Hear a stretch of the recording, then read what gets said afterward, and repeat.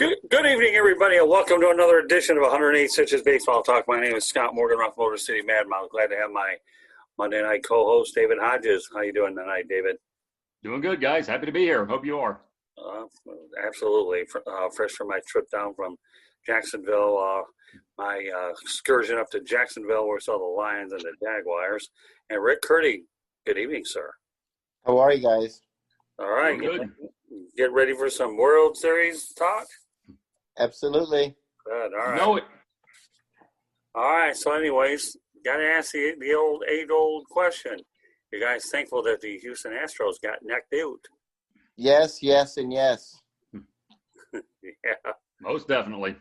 Well, Curti, that's one of the shortest answers I've ever heard out of you. Well, I think I'm with everyone else. We didn't want to see the Astros. Astros never learned their lesson. They were still yeah,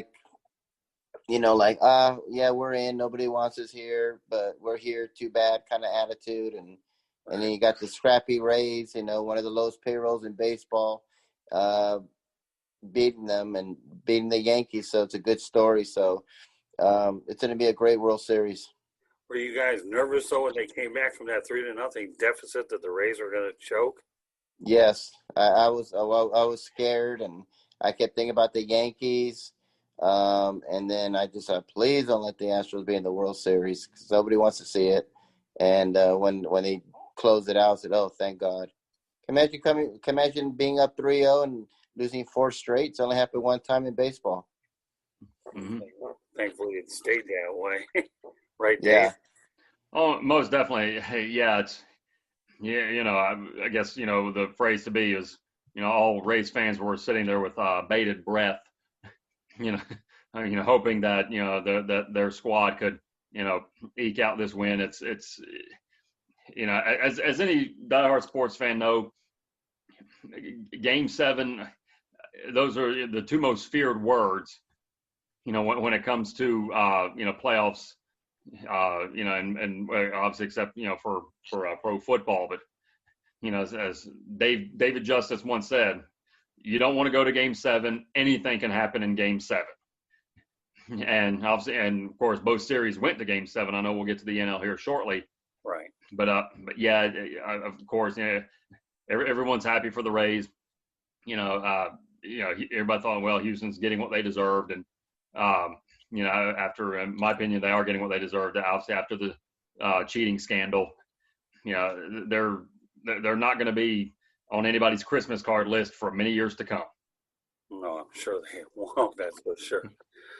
I mean, I'll tell you, it got interesting for a little while, though. That's for sure. So, all right, well, let's talk about the National League. And I guess I'm going to lead off with Cody Bellinger's home run celebration, where he popped his shoulder out during the home run celebration. So I got to ask you where his home run celebration ranks near. And the one that comes to mind to me was Gus Farad headbutting his head on a concrete wall playing for the Washington Redskins. Yeah, it's young people today, they jump up and down and celebrate, and then they pull something. I think it was Martin Gramatica when he kicked the field goal and he celebrated and he tore his ACL. Yeah, that was bad. I heard. Or he tore his hamstring. He was out for the season. And he used to do that all the time. He kicked like a 25-yard field goal and jump up and down like he won the Super Bowl. And he did that one time. I think it was with the Cardinals at the time, Arizona Cardinals. You're right. And he tore his hamstring or his ACL and was out for the year. That was bad. Dave. Yeah, it's definitely one of those things, you got to be careful. And, of course, adrenaline's going to take over your team. You're going back to the World Series. And, of course, that's, it's going to be the farthest thing from, any player's mind, when they, hit a home run, obviously in a Game 7, that's going to help their team advance. They're going to want to celebrate, but, again, I guess, it's just, also as the phrase goes, just do it in moderation, either, clap or, do the fist pump. But, yeah, I mean, hopefully, obviously, he'll be all right. He'll be back in time for the series. And, and hopefully, we'll see. And I'm sure Dave Roberts is going to say to the rest of the guys, okay, you hit a home run. Yeah, you're going to be psyched, but just, right.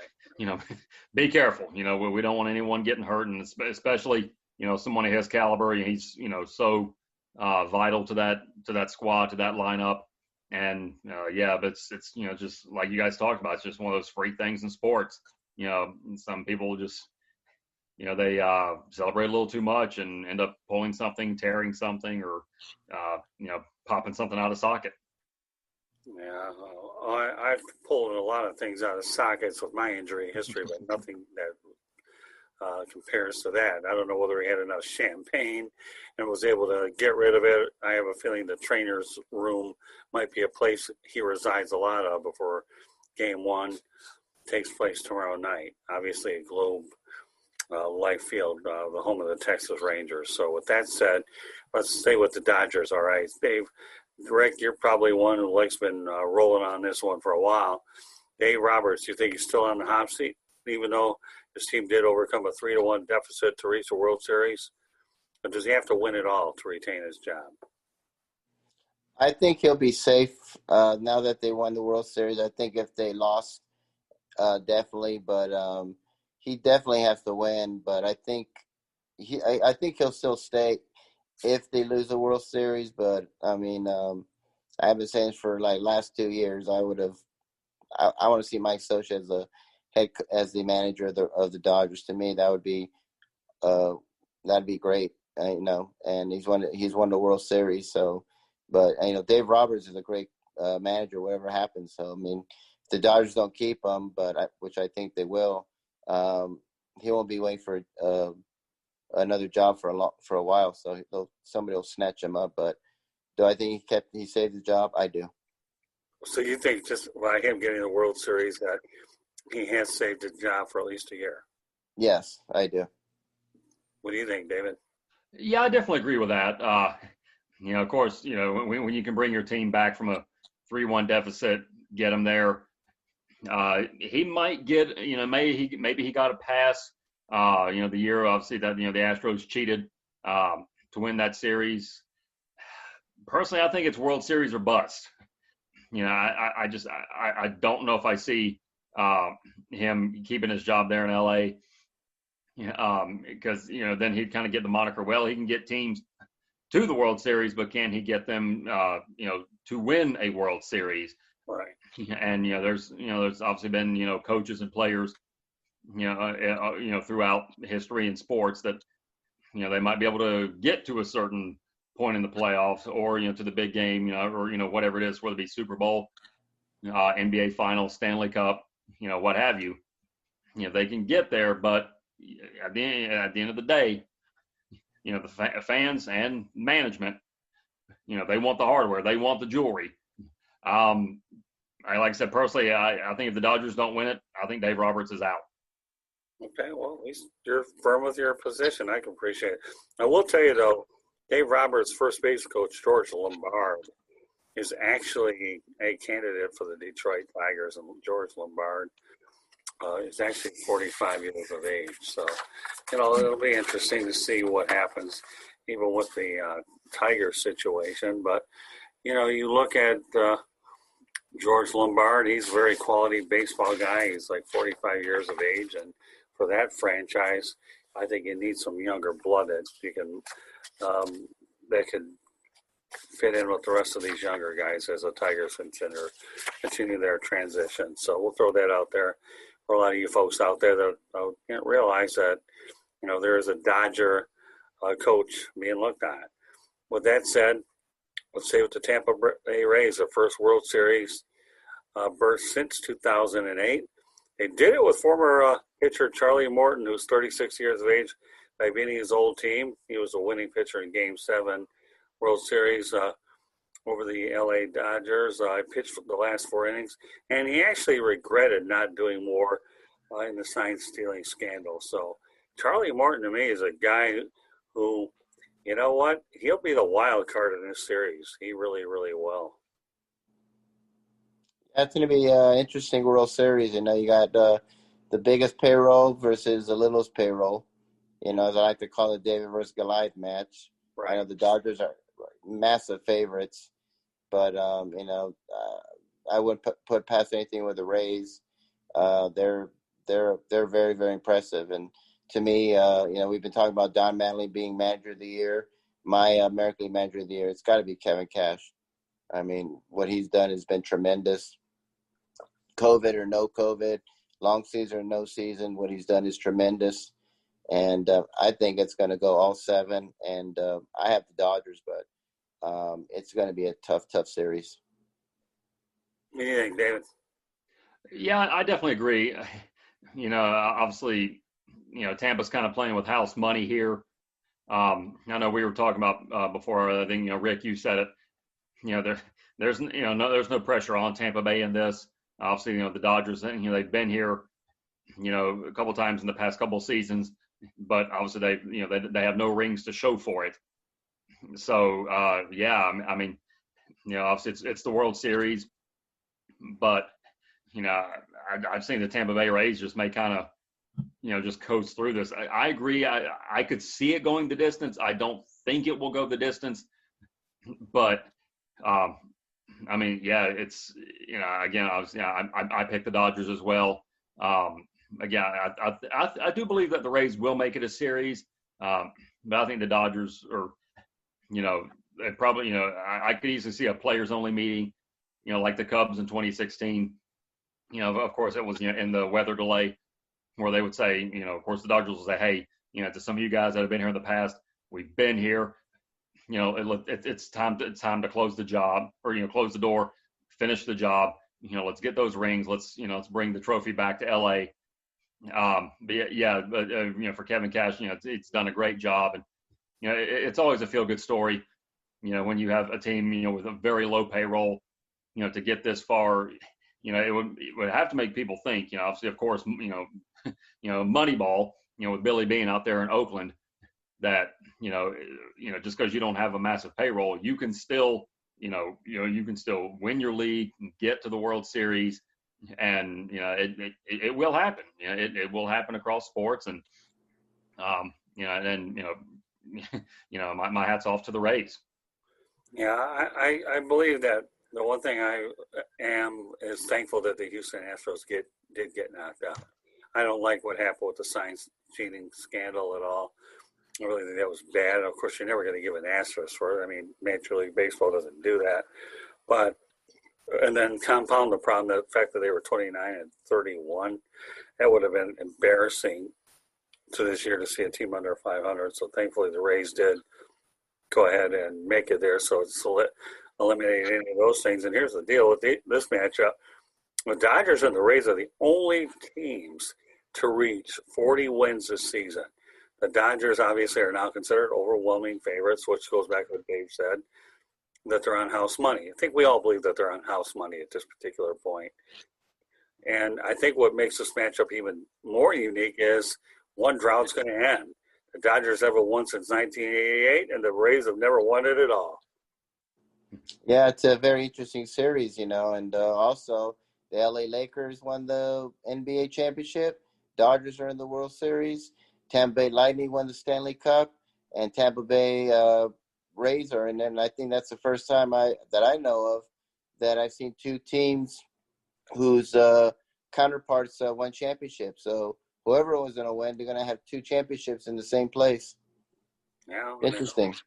It is a possibility of that. So you have to wonder what David Price is thinking now since he opted out for COVID-19. Yeah, it looked like a good decision. I didn't blame him for his decision. I still think he made the right decision because we didn't know if we're going to have a season or not. Mm-hmm. We had players that were infected. I'm not going to criticize him for what he did because I probably would have done the same thing too. But I know he would probably be in the World Series right now. But I still believe he did the right decision because we had no idea what was going to happen this year. And I kept saying along that we're not going to have a season, and I was wrong about that. And they did very, very well doing that. So, I'm not going to criticize him or blame for his decision. But I know some people are going to say, wow, that was really dumb of him to do that. But, to me, it's all about safety. I'm wondering whether he'll get a World Series ring out of this or not, even since he's a member of the Dodgers, whether or not he'll get one or not, it's another story. Well, I guess the Dodgers will answer that question for us down the road. But one guy that will get a World Series ring is Mookie Betts, who signed a 12-year contract extension. Well, you talk about a move where, the Dodgers, they locked up the foundation of their club for a while with Mookie Betts. I know that Mookie Betts made that great defensive play the other night to pretty much seal it. So you got to be happy for Mookie Betts. Yeah, I'm a big fan of Mookie Betts. I was glad he came to the Dodgers. He left the Titanic of the Boston Red Sox with that whole mess there, and they were a disaster this season. And so he left and he signed a big old contract extension. So nobody will go after him, or there will be no distraction. Say, is Mookie Betts going to stay or not? He's there for a long, long time now. So they signed him up. Great sign by the Dodgers. And he's done really, really well. He's an MVP candidate. Great catches he made in the playoffs. And I know he's happy to be leaving Boston and coming to sunny LA. And now hopefully he can join the Lakers and they can bring another championship to Los Angeles. So I know he's really happy. Yeah, I know that Clayton Kershaw is starting Game 1 of the World Series, and it's been well documented on our broadcast as well as around throughout the sporting world that Clayton Kershaw's record in the postseason is not very good. But I do got to give it to Dave Roberts credit. He's going to bring him back for Game 1. It's the right move to make. He is your best pitcher on record, postseason wise, not so good, but I think Dave Roberts is trying everything in his power to help the guy gain some kind of confidence anyways. So I admire the decision, and hopefully after his Game 4 performance in the NLCS, he'll be able to rebound. But that's not going to be easy for him. I think the one thing Dave Roberts is probably glad is by putting him out there, he'll know when he has to lift him without waiting an extra hitter or two too long, and to try to save himself from what could have been disastrous, right, Dave Hodges? Oh, definitely. Yeah, it's like you said, he's not been the most reliable in the postseason. I don't want to say he's the face of the franchise, but he's been there for quite some time. I know he and his wife are they're very well respected in baseball circles for their philanthropy work, and I've been a fan of his for a long time, and I can only hope that this is the year they finally lift the trophy, and in a COVID shortened season, of course legitimate season nonetheless.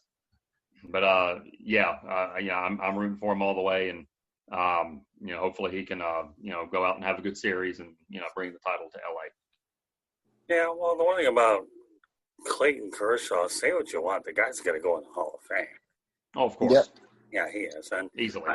And if anybody thinks that this should not get an asterisk, I don't believe there should be an asterisk, because the one thing that these guys have had to endure are very unprecedented circumstances. And the postseason that you've had in every one of these sports has been brutal. So there's no doubt in my mind that I certainly have empathy for these athletes to go through very tough postseasons to get to where they're really at. So, wish the Dodgers well. They've always treated me well whenever I've covered them, whether it's South Florida Tribune, Detroit Monitor, and I have a vested interest in the Southern California sports broadcast market. Yet I was a Tampa resident for a couple of years with a degree at University of South Florida. So, I can appreciate the underdog story, because that's what you're looking at. Our two teams, this episode will be called the Andrew Friedman Bowl, which we have been talking about for a while, the Andrew Friedman Bowl. And, he's put his blueprint on both of these franchises, has a pretty big checkbook out in L.A., and did a masterful job working with Joe Madden when they made it to their last World Series appearance. So it definitely is a interesting series nonetheless. So let's talk about how the Rays roster is built. They've had 7 homegrown players, 5 free agents, 15 by trade, and 1 Rule of 5. Now, your main free agent was Charlie Morton, And then your main homegrown guy was Blake Snell, the left-handed pitcher in the 2018 Cy Young Award winner, who's homegrown. So it doesn't matter how you get there. I mean, all teams are going to have a lot of veterans incorporated, like I saw with the Miami Marlins all year as well. You have a lot of good young studs, bring on some veterans, and this is how you could expect to see teams built this way. So you want to size up the Rays roster, Dave, and then you can give your opinion to Rick. Okay. Yeah, I mean, it's it's obviously very good. It shines good on them as an organization. Knowing to that they can obviously draft these players, bring them through their system. Let their coaches work with them, teach them how to play their style of baseball. And that can only of course that will benefit coaches in the future. They might be looking to maybe move up the coaching ladder. They can it'd be great to put on resume. Hey, I was one of the the pitching coach that helped put this staff together that took the Rays to the World Series, or I was the hitting coach. I was, or even into the farm system. It just shows that these teams don't have to just write these massive checks to these big stars once they hit free agency. They know they can go into their system, say let's see who we got, who would fit best, or when draft time comes. And that's just that's to me that's just the best way when bringing players up, just having faith in the coaching staff, letting them show what they can do, and say, hey, we can teach these these guys how to play top tier baseball. And they could say, well, or it could be something that other teams look at in the future instead of saying, well, instead of writing a check for, call it $250 million a year, they can, again, just say, let's see who we got, who would fare very well in this division, or, who could be the stars of tomorrow for this squad. Right. Yeah, I totally agree with Dave. I think we have two totally different teams, one with a big checkbook and another one with not a very small market with the Rays. They've just done a great job in drafting. They've done a great job in scouting. They've done a great job in getting key trades, getting people who probably, teams that weren't interested in them, they've found a home. The front office is fantastic. Losing Madden was, that was a blow to them, but they really, hit a home run with Cash there. And he's done a great job. So they have done everything well from top to bottom: drafting, scouting, trading, front office, personnel, ownership. So from top to bottom, and it just shows people that you don't have to be spending like $30-40 million on one player when you can get like a lot of good players, at a discounted price, and then having a very good, deep minor league system. So they've just done a terrific job all across the board. Yeah, I believe the Rays, is it double or triple A teams up in Durham? Yes. Mm-hmm. The Bulls. I think it's the triple Bulls, right? Triple, yes. That's what I thought. Okay. Yeah, you make a lot of valid points. Kevin Cash is the most underrated manager in baseball. I think Blake Snow was a little upset with him now when he got lifted early and he wanted to go out there and continue pitching, but the manager had other ideas. More importantly, you're right. Castoffs have a chip on their shoulder. Okay, when they end up leaving, they feel like you give up on them too quick. They're going to make you pay for it. I mean, Jesus Aguilar was a guy that I got to know well enough with the Marlins this summer, and he's another one. I can think of millions of Corey Dickerson. The Marlins had a bunch of cast-offs, and they managed to make it to the postseason. But you need some of these experienced players with their cast-offs because they could make a difference, obviously, in the culture of the locker room for sure. So I think it's pretty interesting. So we'll talk about the Dodgers, who built 14 homegrown players, 7 free agents, and 7 trades. So the Dodgers do a pretty good job producing talent too. I remember many years ago when they were in Vero Beach, I saw some pretty good players come out of there. I think one of the ones that always stood out to me was Sid Fernandez. I think, Rick, you being an LA guy, probably have heard of him. But the Dodgers have been known to invest a lot of money into their farm system as well. Well, we all talk about the high payroll that they have, but you know what? they place a lot of money into player development. Yeah, definitely. I mean, they have a very good, strong minor league system. They scouted well as well. Key trades everywhere. And of course the money there. Getting Mookie Betts signed to a 12-year deal, locking him up for the rest of his career. For you to be a good team, and and you have a lot of money, you also have to be scouting well. You have to be drafting well. Key trades. Starts with the front office, managers, ownership, and we just have totally two different teams who kind of went at two different ways how to do things. Big payroll, little payroll. But Dodgers have done a really great job in scouting as well. And I think that gets lost in the shuffle because people see how big their payroll is. Well, the Kansas City Royals won a world championship by doing it this exact way. Let's not kid ourselves, even though they're rebuilding again because a lot of their players left to get more money. The Royals did build through player development and have a World Series crown to show for us. But nothing to be ashamed of it whatsoever in Kansas City for sure. So, yep. So, David, you want to add something to it? Yeah, well, kind of echo what Rick said. It just shows to the player development staff. It's definitely something that as I mentioned with maybe people that are deeper in the Ray system, the coaches and the the other development staff, they know how to, they can spot the talent, see the talent, and they know how to develop them. They could say, hey, we don't need to go out and spend hundreds of millions of dollars on this one pitcher. We've got, call it 3-4 guys coming up through the system now that can save us a lot of money. They can stay with the squad for quite a long time, and they can learn how to play LA Dodger baseball.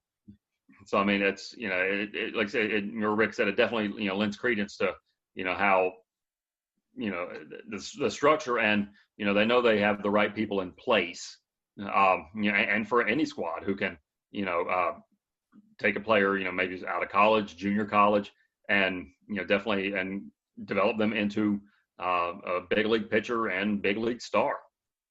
Well, I remember the 1984 Detroit Tigers World Series run, and they were primarily built as well. You think about they had Darrell Evans via free agency, but I remember Alan Trammell. You ever heard of him? Ever heard of Lou Whitaker? Yep. Lance Parrish, Kurt Gibson. Mm-hmm. Yep. You get the drill. Yep. Jack Morris is on that team, and you had Frank. Yep. I believe Frank Tanana. Probably, I think he came later in '87, but Mel Wilcox was a journeyman veteran, but Dan Petrie. So you had a lot of guys who you're able to develop inside, and then you made those key trades that netted you players. I remember Willie Hernandez and Dave Bergman came in a trade that helped, obviously, them the title because Willie Hernandez, I remember when he went out there and won the Cy Young Award and the MVP, and what a masterful season he had. So Chet Lemon was acquired by a trade. So you need to make the trades and have a good farm system complement it. The New York Yankees have always had a good farm system and turn those farm system chippers into players. But in the end, you still have to, whether you spend big money or you don't, you have to develop your player development. You do. No ifs, ands, or buts about it. If you don't, you're in trouble. And but the Tampa Bay Rays, they pull this thing off.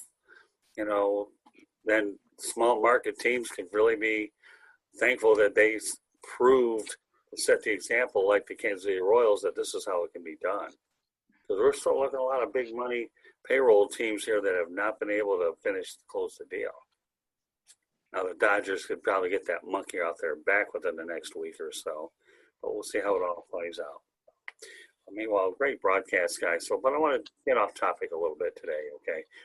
And I want to extend my sincere congratulations to Mike Doc Emerick, retiring from broadcasting, as David talked about, over 50 years in the business, one of the best all-around broadcasters. For those of you who haven't seen my Facebook page, I've posted 3 photos of Doc Emerick I had taken at National Sports Media Association. I remember going to the banquet that night and took a couple of photos with him there. Also attended a seminar for Doc Emerick during the day. It was just a tremendous experience. Not only to talk about hockey, but to talk about how he got started in his broadcast career. One of the nicest, most level-headed individuals on the planet. And Dave Hodges goes ahead and is part of the National Sports Media Association as well. So I know that that's where I met Dave, actually. That's right. We met the same night. Right, and it was just unbelievable, surreal. That Doc Emerick, to me, is a guy that I've always respected, and I think he's the greatest hockey announcer of all time, and he can certainly make a case for being one of the top 10 all-around broadcasters of all time. David, you want to add to that? Well, I mean, I definitely agree with you. Obviously, he was, just such a super nice guy to meet. At the National Sports Media Association banquet. 2 years ago, obviously they didn't have it this year, of course, due to COVID-19. And I believe he won the award, he was nominated for several other awards through the National Sports Media Association, but could never attend because I believe the Stanley Cup was going on right around the same time as the National Sports Media Association banquet was. And I believe it was either that year or they even moved the weekend just for Doc Emerick so that he could be there and attend. Because I believe that's what they did, because I know they wanted to honor him for so many years, before 2 years ago. But again, as you said, Scott, we just extend our congratulations to Doc Emerick, and definitely, like I said, if not top five, definitely top 10 when it comes to sportscasters. In this country, over the last half century. I met him as well. I have a signed collage picture, that I have in one of my other rooms, and can't wait to get it framed. But yeah, he was such a super nice guy. Always took time to talk to maybe some up and coming broadcasters, more established ones that would attend the banquet, and and there was if I'm wrong, I think there was a little bit of a line of broadcasters just to stand there, talk to him, shake his hand, meet him, get a picture, or a selfie, depending on what age range the sportscaster was in. But congratulations to Doc Emerick. Truly wonderful career, and just nothing but the best in retirement. And to all the hockey fans, they're going to miss hearing him on their broadcasts, and for many seasons to come. Yeah, well, I mean, I tell you what, I had a seminar with them, and it was neat to spend time with them and just take some notes over there. It was the first thing that I obviously had invested more money into those seminars, but they were worth every nickel I invested.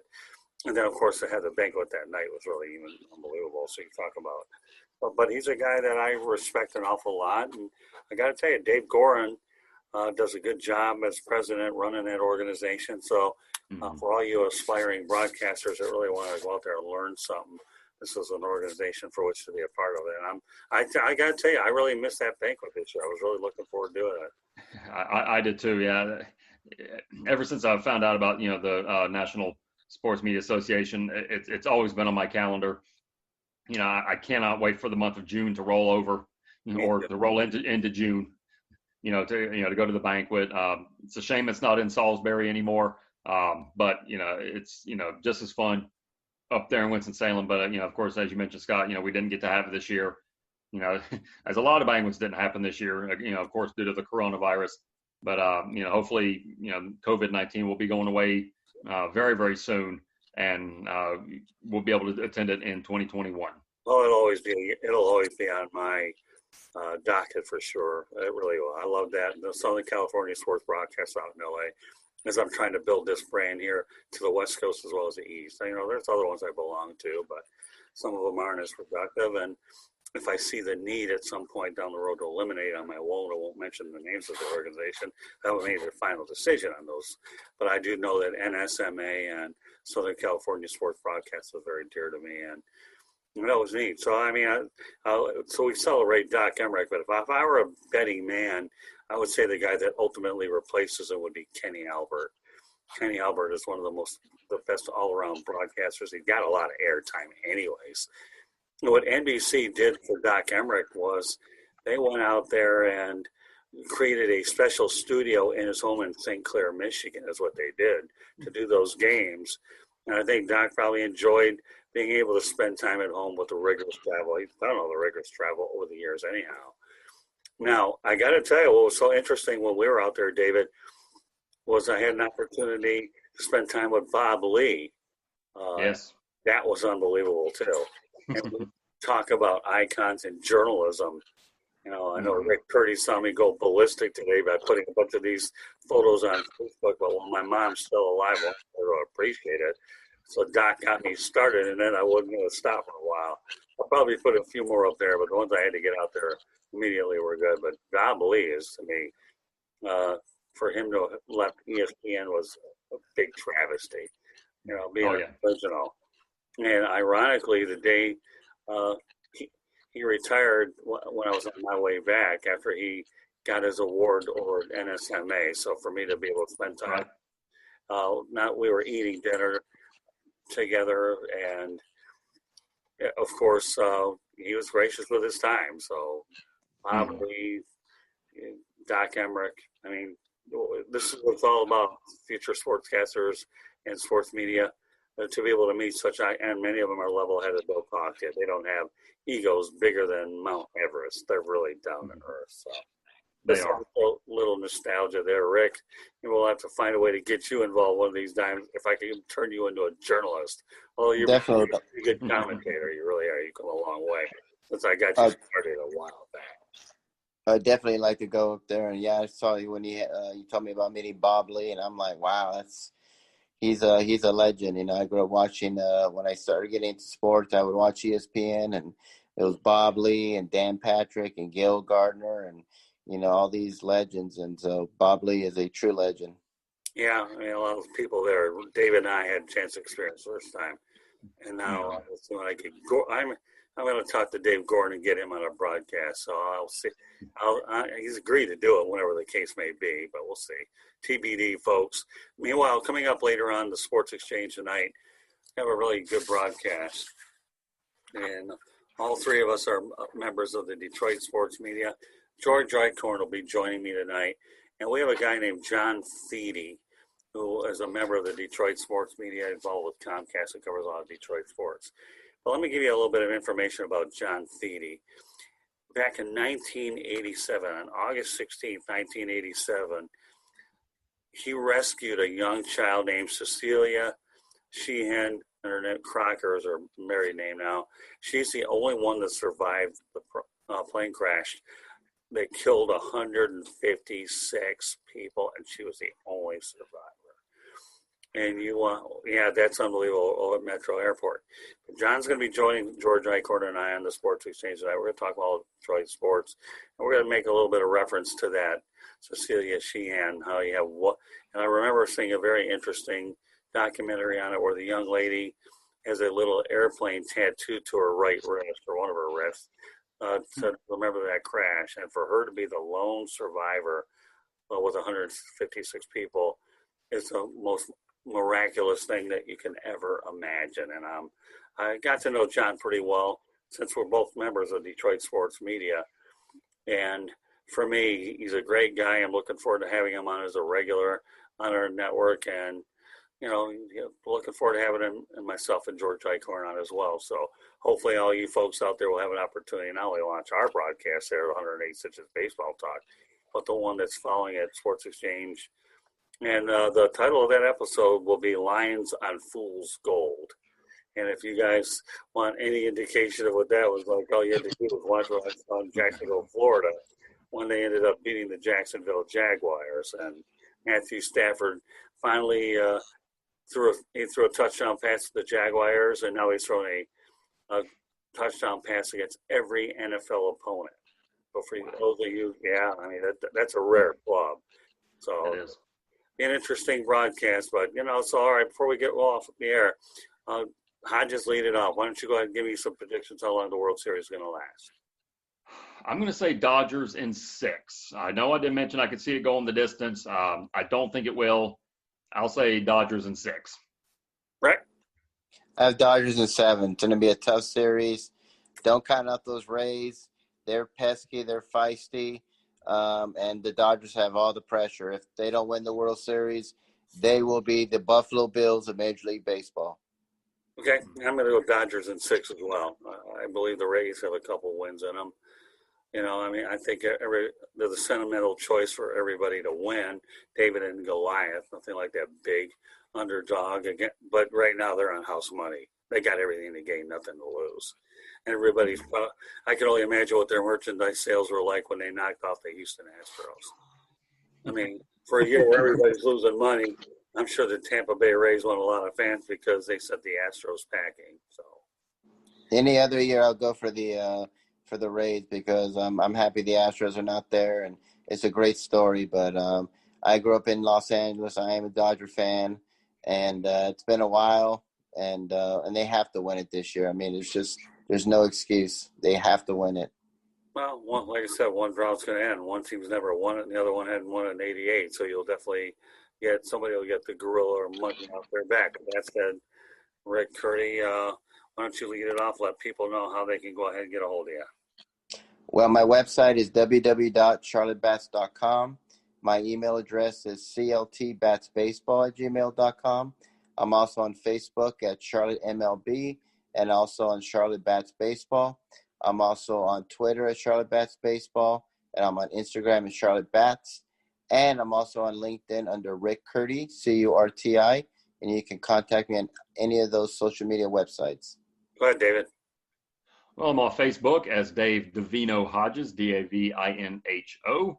And of course, if you're watching this for the first time, diehard soccer fan, huge fan of the Brazil national team, and of course, many of the Brazilians that have played the beautiful game over the years. They kind of have an INHO to the end of their name. And I'm also on Twitter at Dave Talks Sports, and you can reach me at any one of those platforms and let us know what you think about the show and any possible topics you might want us to discuss.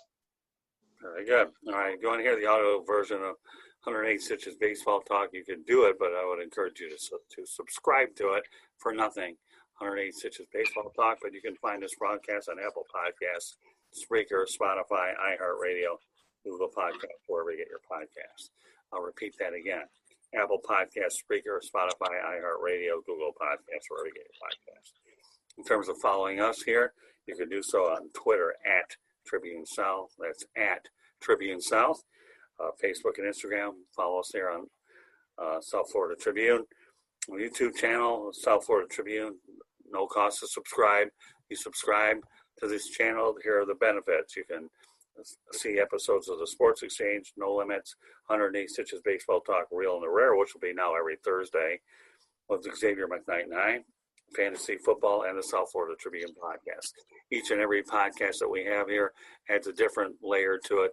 Candy Ebling does a really, really super job going out there and with No Limit. She comes up with some fresh ideas for a lot of you folks that may have missed our last episode. She went ahead and talked about technology, how tough it is to deal with it. And I'll tell you, I hate technology, but here we are using it anyways. So thanks to Candy for doing a great job with No Limits. So once again, please subscribe to the South Florida Tribune YouTube channel. And there are lots of benefits for which to do so. Our website is www.southfloridatribune.com. We have a section for the Motor City Monitor, which ties all the Metropolitan Detroit sports into the South Florida Tribune. We also have our media distribution partners, as well as the regular columnists. And, of course, under the WSAN drop-down, you'll find all of our broadcasts there. You can email us at southfloridatribune@gmail.com. Like David said, any suggestions, comments, or whatever, feel free to go out there and send them our way. And we find that they're very useful. We'll be more than happy to put them on the air and give you credit for doing that. And you can connect with me on LinkedIn, Scott Morgan Russell. With that said, folks, we appreciate you listening in to 108 Stitches Baseball Talk. Before we wind up, though, Rick Curti, you know the drill. Give us a COVID-19 message, please. Thank you. Well, it's like a lot of the scientists said. They says that during this winter time, fall time, we got to hunker down. This thing is going to get worse, and it has. It's been spreading in every single state. Other states are getting it worse, and others are. It's just it's not getting better, and people are not wearing masks. You know, I don't know how to stress this enough. Masks work. Look at Chris Christie. He was in the hospital, and he's been telling people you need to wear a mask. Please wear a mask, social distance, use some common sense, no parties, get away from all these large groups, large gatherings. It's not worth it. You know, just wash your hands, wear a mask, social distance, no mass shaming people, just use some common sense, and hopefully together we can get past COVID-19, and because it's just been an awful year where it's affected everybody. Well said. Yeah, I got to tell you, Nick Saban managed to coach on Saturday, but by the skin of his teeth, when unfortunately Florida head coach Dan Mullins is now dealing with it like everybody else on the planet. So whether you're Dan Mullins, Nick Saban, Donald Trump, the president, it's going to affect you nonetheless. So meanwhile, I want to thank everybody for joining us here tonight. 108 Stitches Baseball Talk. The Sports Exchange is next. George Eichhorn, myself, and John Thede. I hope you can go ahead and listen to that episode, because that thing about Cecilia Sheehan, the lone survivor of that 1987 plane crash that occurred outside of the Detroit Metropolitan Airport. There's a little monument or a marker by it over on Middle Belt Road off of 94 that still honors those victims. But meanwhile, thanks again, everybody, for joining us on 108 Stitches Baseball Talk, and we'll do it again next Monday. Good night from the Motor City Badmouth, Scott Morganroth, Rick Curti, and David Hodges. Thanks for joining us, folks. Good night.